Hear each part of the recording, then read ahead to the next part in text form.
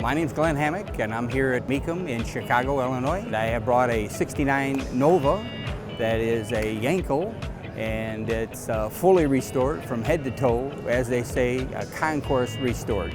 Restoration, most people call it a body on, and then a frame off is where you physically take the frame out, rotisserie the car over, and do the underneath side as well.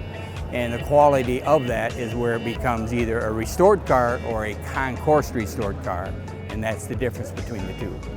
The restoration of this particular car was restored after the original Yenko, which is the garnet red, and that's what this car is, was done exactly verbatim all the way to the Yenko gauges, the location where Yenko would have put them, all the detail underneath.